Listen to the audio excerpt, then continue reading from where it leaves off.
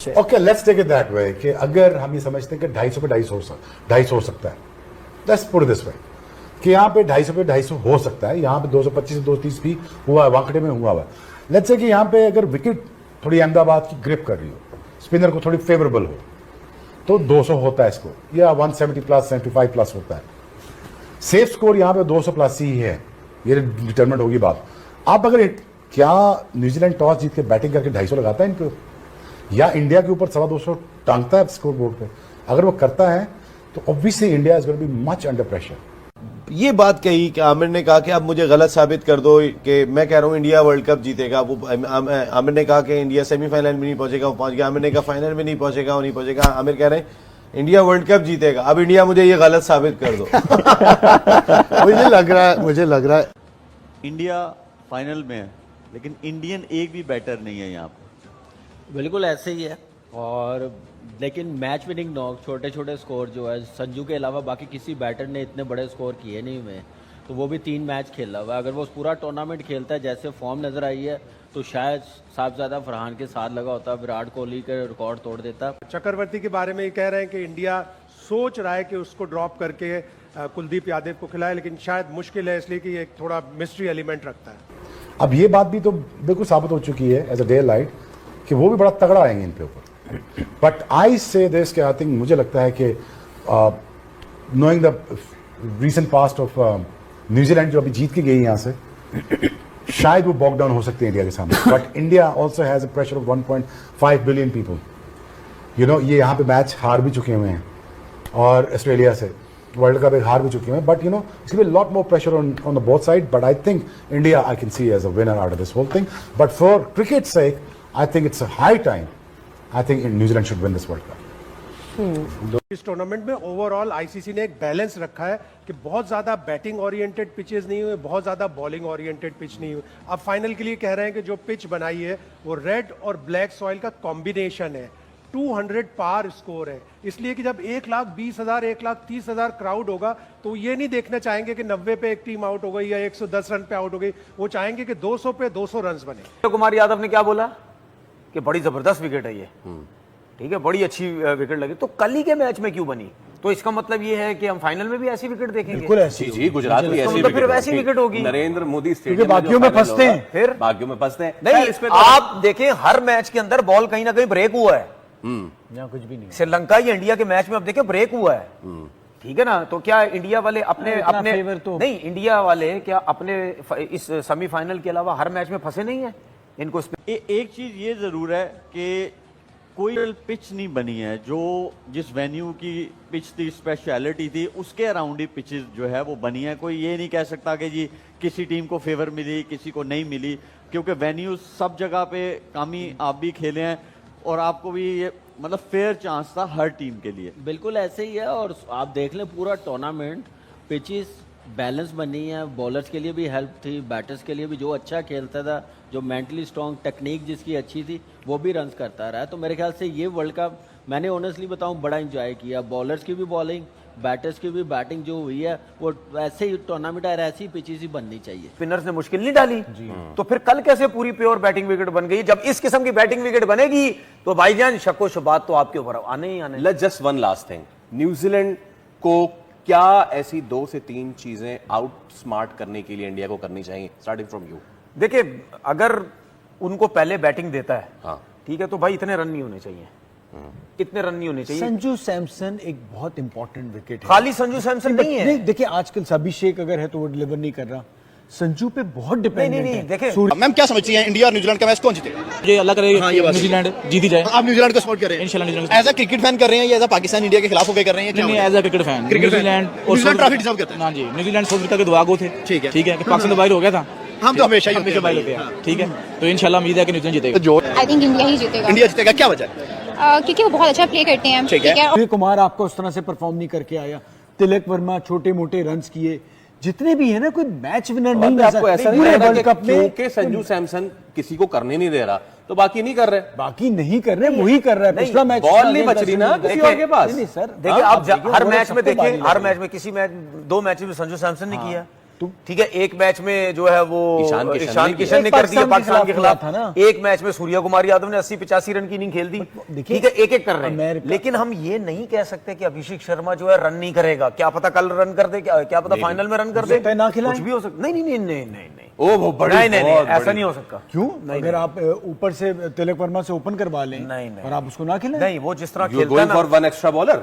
नहीं बॉलर नहीं हो सकता है, नीचे बैट्समैन नीचे ऐड कर। मुझे नहीं लगता टीम चेंज होगी। दूसरा ये नहीं, उस पे नहीं जाएंगे जहाँ पूरा टूर्नामेंट खिलाया, एक रेस तो लेंगे आप यार। चक्रवर्ती है, वो सबसे ज्यादा विकेट ले रहा है, लेकिन बाकी भी कंट्रीब्यूट कर रहे हैं। अब आप जसप्रीत बुमराह को देखें, हर मैच में उसका कंट्रीब्यूशन है, वो इन 5 में नहीं है, लेकिन उसके बावजूद सारे लोग उसका तस्करा कर रहे हैं। कि आपको हर टाइप का खेलना आना चाहिए ना, as a batter, as a bowler भी आपको हर कंडीशन में बॉलिंग करनी आनी चाहिए।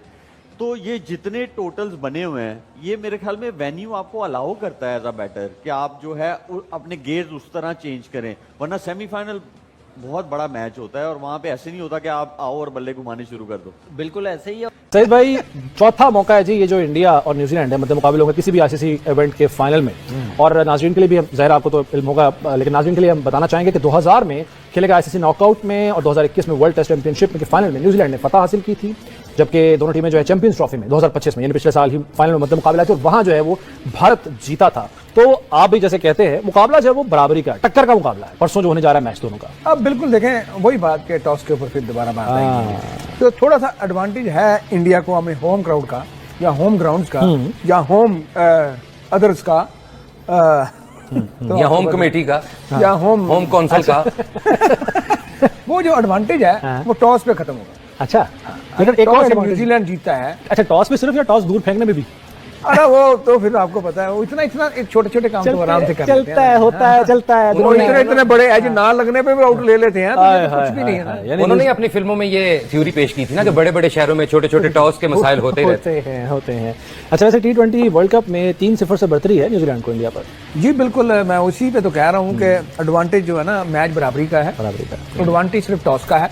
जैसे लास्ट गेम हुआ यस्टरडे, इंग्लैंड ने टॉस जीता, मगर वो 253 स्कोर वो चेज कर रहा था ऑलमोस्ट। 253 उन्होंने क्या 254 चेज करना था। हाँ, तो वो चेज जो कर रहे थे ना, तो वो हमें नहीं लग रहा था कि ये कर सकेंगे। और बहुत सारे तफसीलकार भी यही कह रहे हैं कि 253 या 254 का जो टारगेट था वो चेज हो रहा था। हाँ, एंड तक तो नजर आ रहा था। 17 मैच बन गया। बुमराह ओवर नंबर 18 और 19 उसमें मैच गया। अदरवाइज वो हर ओवर के बाद उनका जो बराबरी का ना ओवर के बाद, तो वो 8 कंपैरिजन जो होता है, कंपैरिजन, वो कंपैरिजन में 7-8 रन का फर्क आ रहा था। ठीक है। और दोस्तों, वीडियो को यहाँ तक देखने के लिए आपका बहुत बहुत धन्यवाद। वीडियो आपको पसंद आया हो तो इसे लाइक जरूर कीजिएगा, साथ ही अपने साथियों के साथ शेयर भी करें। अगर आपको हमारा काम पसंद आता है तो चैनल को सब्सक्राइब करना ना भूलें और बेल आइकन को दबा दें ताकि आपको आगे आने वाली वीडियोस का नोटिफिकेशन मिलता रहे। आइए बात कर लेते हैं भारत व इंग्लैंड के मध्य खेले गए सेमीफाइनल में। यह दूसरा सेमीफाइनल था। इससे पहले पहला सेमीफाइनल साउथ अफ्रीका व न्यूजीलैंड के मध्य खेला गया था, जिसमें न्यूजीलैंड ने जबरदस्त ढंग से 9 विकेट से विजय हासिल की थी। बात करेंगे इस सेमीफाइनल में भारत टॉस हारा और इंग्लैंड ने भारत को पहले बल्लेबाजी करने के लिए आमंत्रित किया और इंग्लैंड का यह निर्णय उसके लिए हित साबित नहीं हुआ, क्योंकि भारतीय बल्लेबाजों ने धाकड़ बल्लेबाजी करते हुए स्कोर बोर्ड पर 7 विकेट के नुकसान पे 253 रन लगा दिए। पिछले मैच की तरह इस बार भी भारतीय पारी के नायक रहे संजू सैमसन। उन्होंने 89 रन की पारी खेली जो कि 42 गेंदों में खेली गई थी। संजू ने 7 छक्के लगाए। इसके अतिरिक्त कुल जमा भारतीय बल्लेबाजों ने इस मैच में 19 छक्के लगाए और यह एक T20 मैच में छक्कों का वर्ल्ड रिकॉर्ड हो गया। भारतीय टीम इस विश्व कप में अभी तक 88 छक्के लगा चुकी है। यह भी एक वर्ल्ड रिकॉर्ड है और ऐसा प्रतीत हो रहा है कि फाइनल में जब भारत की भिड़ंत न्यूजीलैंड से होगी तो भारत 100 छक्कों के रिकॉर्ड को तोड़ देगा और भारत ऐसा करने वाली पहली टीम होगी। खैर, अगर बात करें इस मैच की तो संजू के अतिरिक्त अन्य भारतीय बल्लेबाजों ने भी कमाल की पारी खेली। शिवम दुबे ने तेज तरह 43 रन बनाए 25 गेंदों पे। वहीं ईशान किशन ने 18 गेंदों पे 39 रन की बहुत ही बढ़िया पारी खेली और हार्दिक पांड्या ने हमेशा की तरह 12 गेंदों में 37 रन की तेज तर्रार बढ़ाकर पारी खेली। भारत की ओर से बल्लेबाजी में अभिषेक फिर से फिसड्डी साबित हुए और इस बार फिर वह एक कमजोर कड़ी बनकर के सामने निकले। कुल भारतीय बल्लेबाजों ने अच्छा प्रदर्शन किया, बल्कि लाजवाब प्रदर्शन किया और 12 रन प्रति ओवर की स्ट्राइक रेट से बल्लेबाजी करते हुए 253 रन जोड़े। इंग्लैंड की ओर से गेंदबाजी फिल जैक्स ने 40 रन देकर के 2 विकेट लिए। वहीं आदिल राशिद ने 41 रन देकर के 2 विकेट और जोफ्रा आर्चर ने 61 रन देकर के 1 विकेट लिया। 254 55 रन के विशालकाय लक्ष्य का पीछा करने उतरी